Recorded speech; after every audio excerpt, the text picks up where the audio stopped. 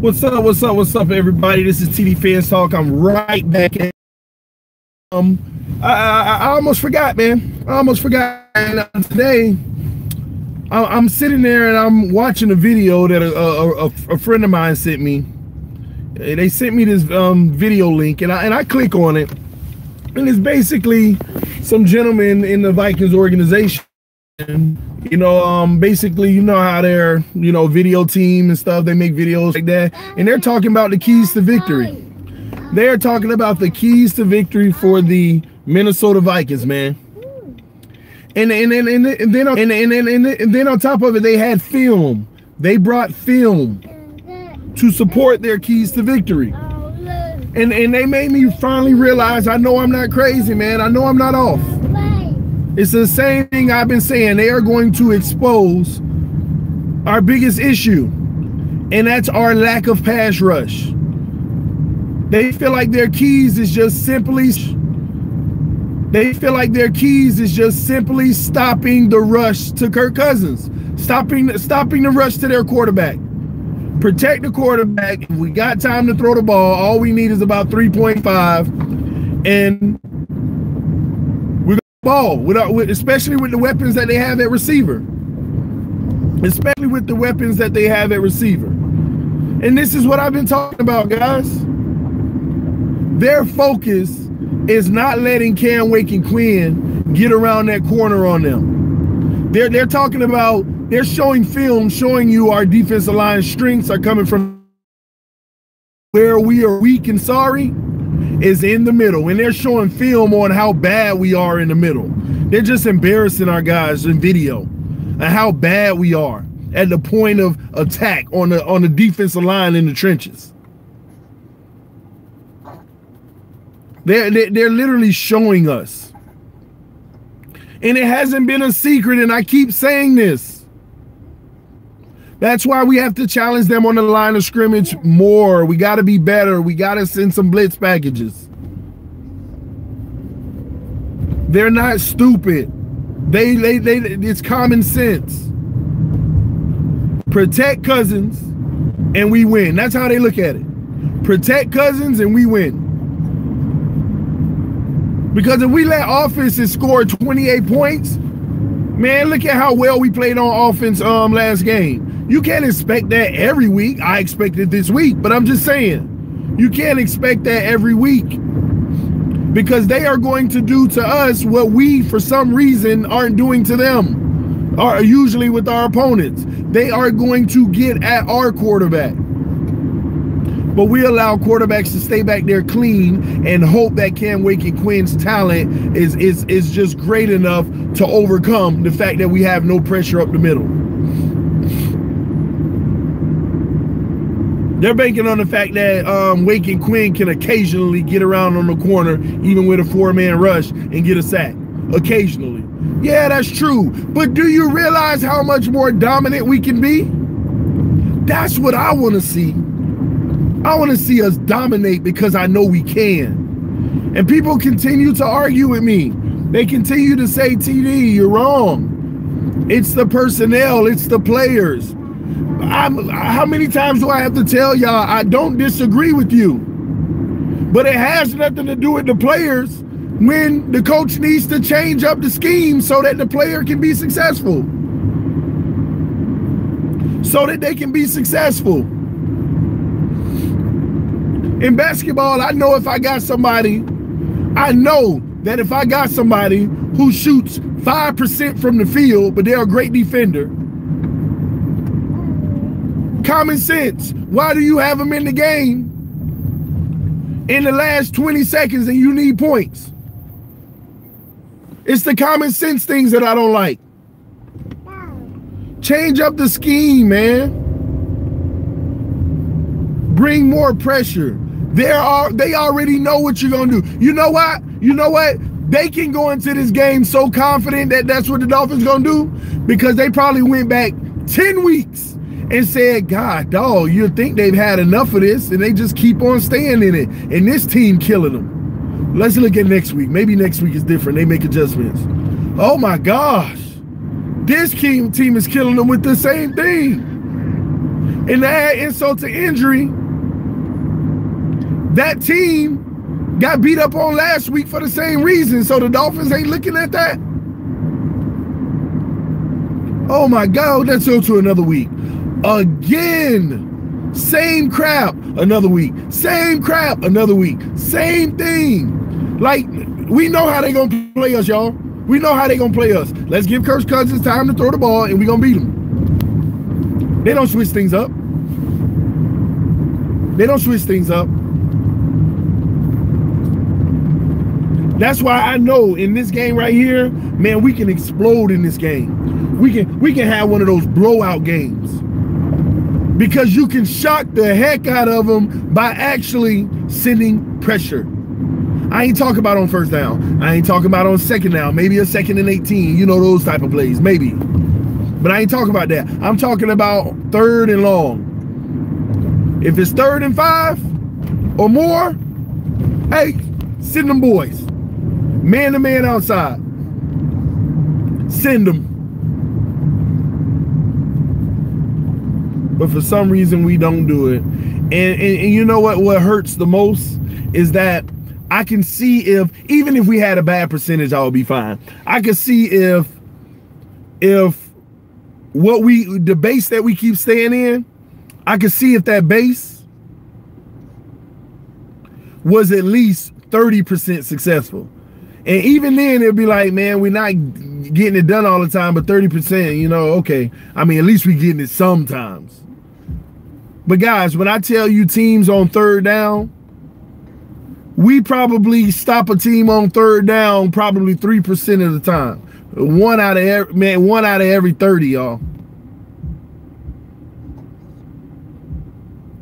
It's ridiculous, man.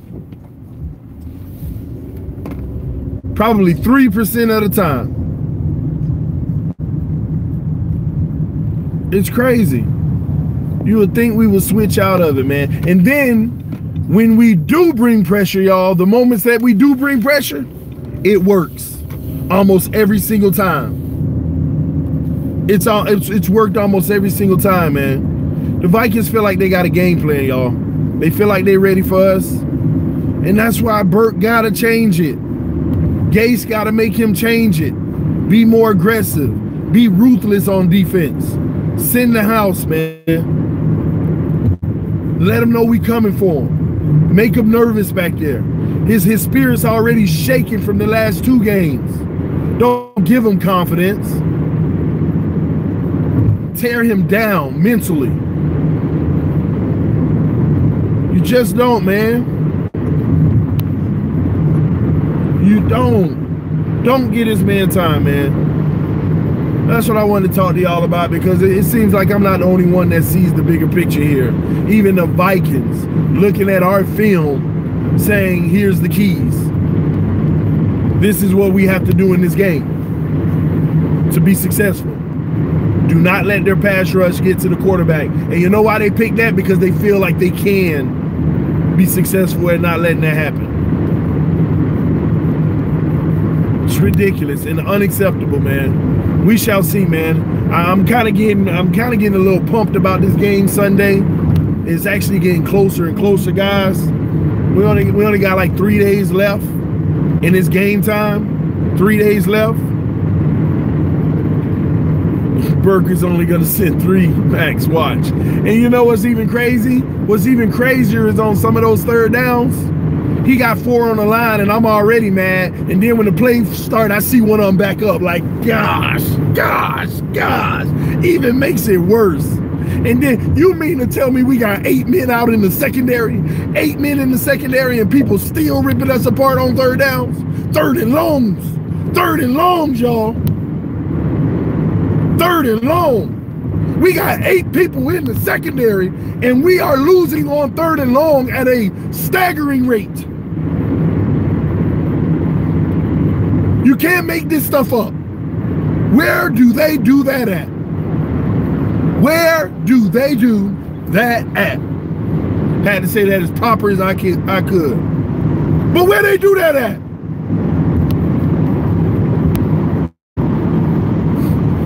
3rd and 9, and we got 8 in the secondary and still can't stop them. Like, you can't make that up. It's just backwards, Bert. Just totally backwards.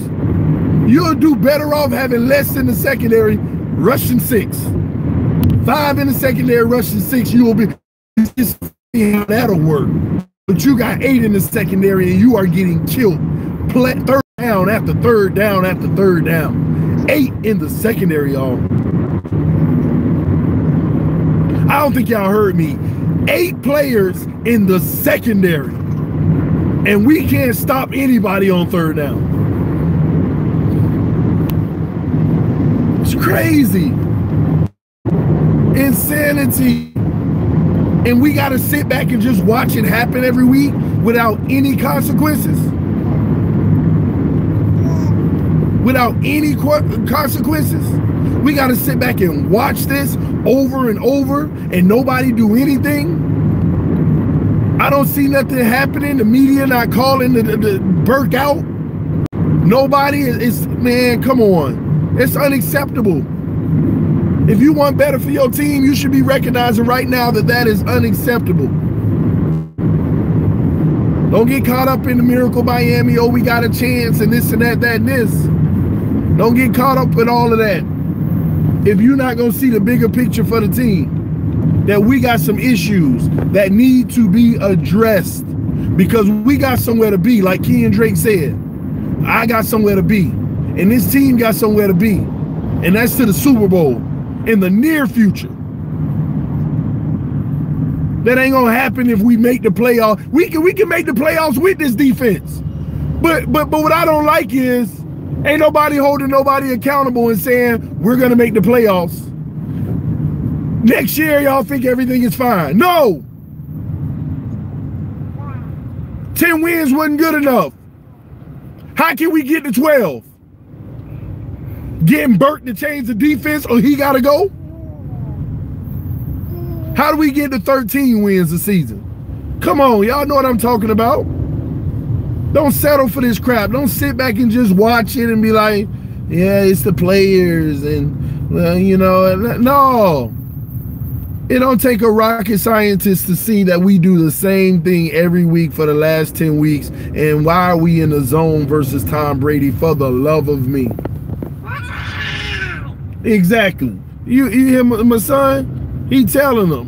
He don't like that mess, man. He having fun. But man, guys, man. This is TD Fans Talk, man. We gotta let our defense play. We got to let these athletes be athletes. Let them prove that they athletes. Yeah. I want Todd Bowles, my boy. Listen, man. Y'all know TD. I don't like calling for somebody to be fired. I tell y'all this all the time. You know, they doing their best. You know, they doing their best. They trying to support their family. But, hey, when it comes to this, baby, my Miami Dolphins, hey, you got to deliver. You got to deliver, Matt Burke. You have to deliver, sir. You have to deliver. The other team is sitting. What they did today in that video, they called you out. They called you out. They basically said, this is all we got to do. Just protect the quarterback. Because they've been having a hard time doing it. Let's protect our quarterback. They've been having a hard time getting their quarterbacks. And if you're giving it, and every quarterback has been coming into Miami putting up numbers, even with 2 picks, even Sam Darnold with the 4 picks. Every quarterback we done played been actually putting up some numbers. We get blinded by the fact, oh, we picked them out twice, we picked them out 4 times, and all that. These quarterbacks still coming in putting up numbers on us. Yeah, I watched the film, Mike. Yeah, I watched the film. I definitely watched the film. And please don't tell me it's the personnel. And here's why I say that. You can't say that it's the personnel in the middle of the season. When you can't trade for nobody, you really can't get anybody, you can't get better from a personnel standpoint, you can't say it has anything to do with personnel because that's your team. That's who you got.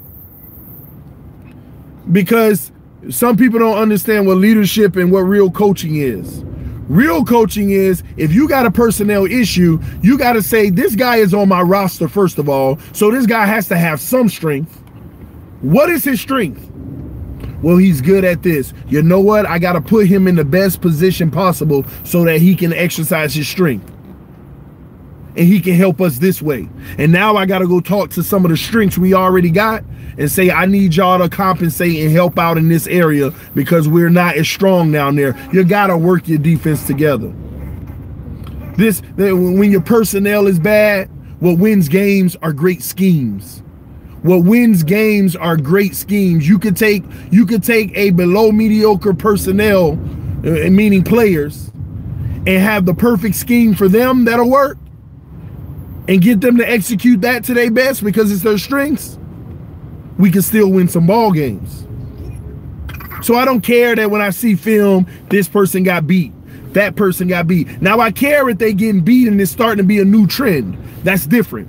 But when we done seen the same person get beat for 10 weeks straight, and you still got him in the same position, you still see he can't get off any block to make a tackle for a running back, then you got to change the scheme, bring up another lineman. 5 on the line if you have to challenge the offense more. You got to do whatever you got to do to change the scheme. It is proven the player just isn't going to be better now. We know it. We know they just ain't going to be better. I mean, it's been 10 freaking weeks and it's getting worse and worse. They're not going to be any better. Do you sit on what you already know and say, oh, well, you know, hey, it's the personnel. If we losing games, it is what it is. No, you be a real coach and you change your scheme. What scheme will work with this group? Now somebody will say, well, what if no scheme works with them? Well, you ain't a great coach.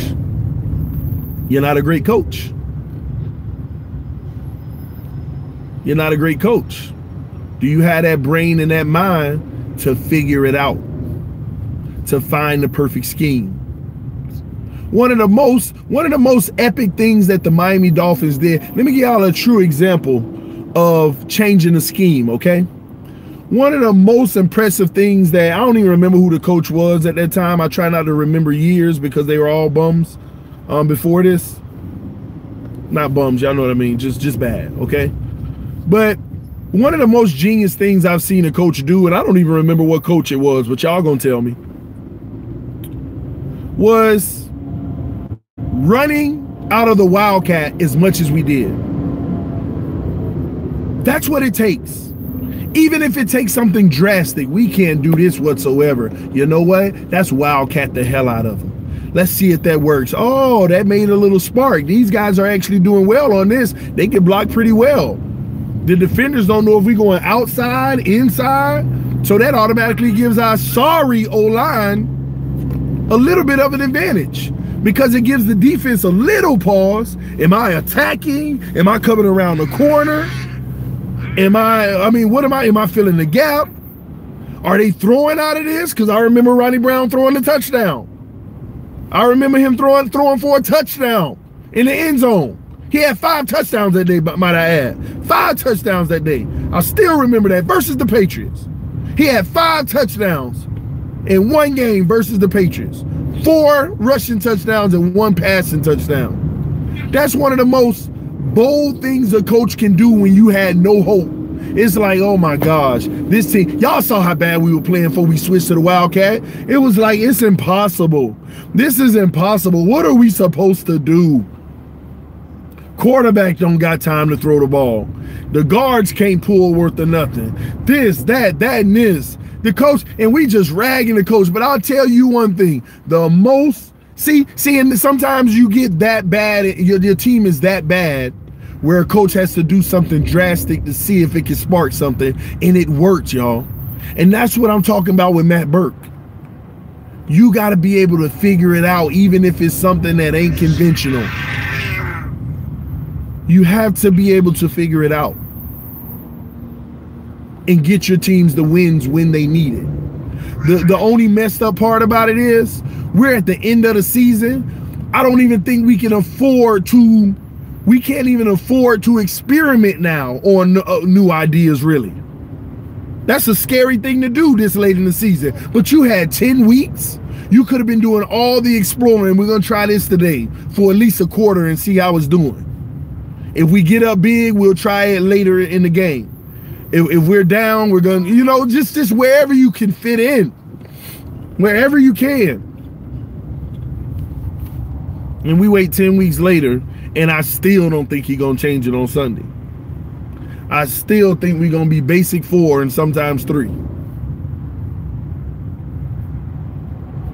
Kills me, man. It really do, y'all. It kills me, man. The Vikings got the game plan. It's not rocket science. They know it. They literally boldly saying it. They got videos on it. Boldly saying, here are the keys. Miami's pass rush. We got to make sure Cam Wake and Quinn don't get around the corner. You stop those two. They were basically praising Cam Wake and Quinn. Look at the talent outside. Look how they beat this guy. But here's where the problem is. Look at this interior line. Look at this guy. Just misses complete. Just look at this guy. Doesn't even challenge. Doesn't even take a good angle. Now look at how this guy, this interior lineman messes up Robert Quinn on this play. The interior guy's supposed to go down in that gap. Instead, he engages the man. Robert Quinn's supposed to come around. But Robert Quinn runs into him because he never went through the gap. Tried to attack the gap. Come on, y'all. They sitting there looking at it. Got a video on YouTube right now about it. This is how you beat the Dolphins, pretty much. That's kind of what they were saying without saying it. Here are our keys. Protect it, and they already know the rest. The rest is history. Once we protect them, all defense breaks down after a certain amount of time. And that's if we don't find our open man right away anyway, because they got weapons now. Y'all don't know the Vikings. They got weapons. And Thielen being that breakout receiver. Definitely Pro Bowl. Definitely right now. I don't think anybody's debating that at all. We're about to go up against a Pro Bowl receiver because he's gonna make it to the Pro Bowl.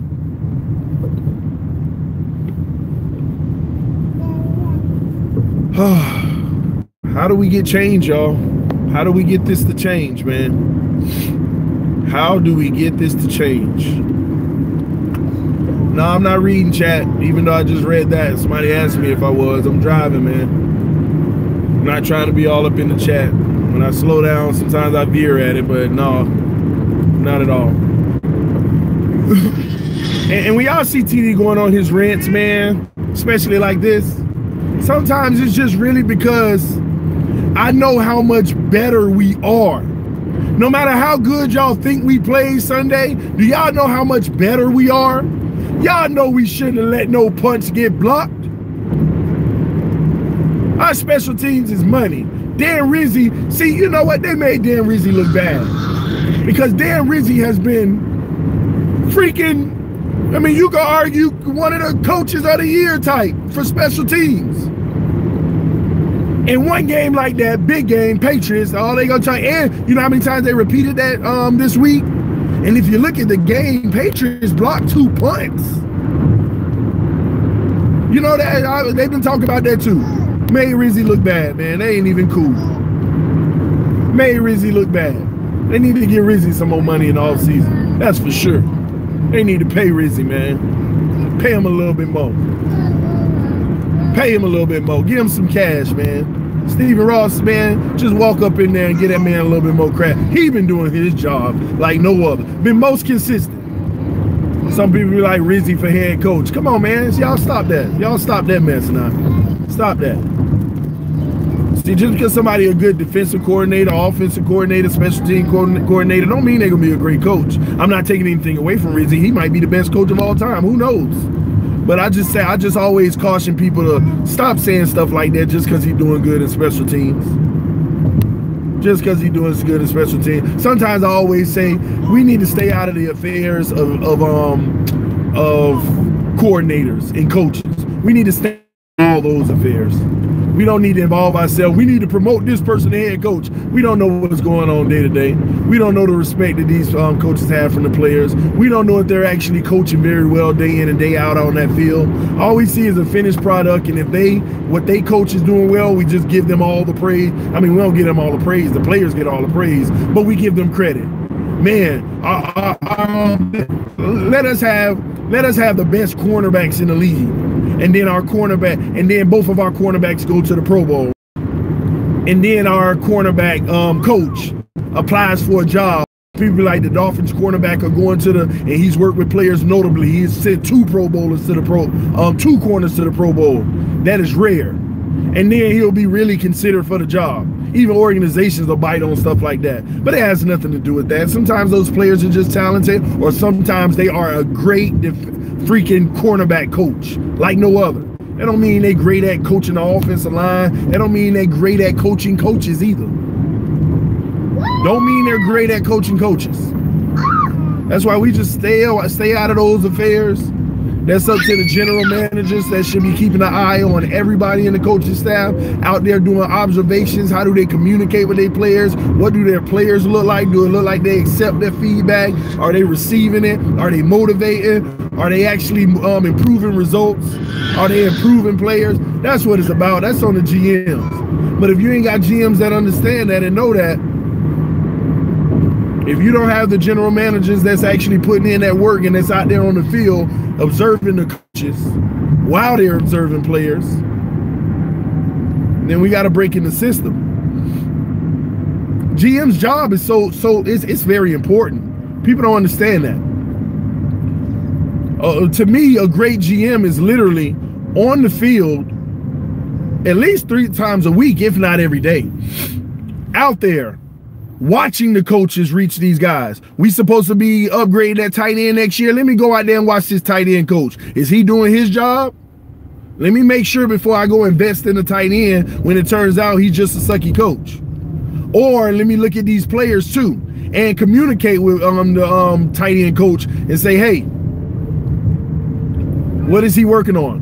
How are you working on that with him? What plan do you have in place to improve it? What are the goals that you have set for him? What is the target date to achieve those goals? So that I can come follow up and check in on that. It's just like a corporation, guys. It's an organization. Sports are the same way. It's an organization from the top down. Is everybody doing their job at the top? And that's one of the biggest questions I've always had in Miami. I love to just be in the day in the life of the Miami Dolphins executives, what they're doing. Let me see your weekly calendar. I want to see what you're doing. That'll literally answer everything I need to know about this entire organization. If they're not working hard doing their job out there, watching these coaches, how they deliver, watching the players that they thinking about moving or re-signing or getting rid of, watching them, sit with the coaches to see if they have plans in place for them, all of that stuff. If they're not out there doing that job, man, that trickles down. It's just a carefree organization. You do your job. If you don't do your job, then I have the power to fire you. And then the person they talking to tell the people that answer to them, you do your job. If you don't do your, no, everybody need to be, listen, man, this should be consultative, man. It should be everybody working together, understanding the system we have in place, everybody execute their job, and that has something to do with good coaching. Above all, the biggest curious thing I have about our organization in that front office, I want to know how the coaches are coaching the coaches. I want to know how Gase is coaching his coaches. That's what I really want to know. You know how Hard Knocks you get to see those meetings? That's the closest you'll ever get. Is Hard Knocks. I wonder what's happening with Gase and Burke, him coaching him, Gase and Rizzi, those conversations. I'm talking about coaching conversations.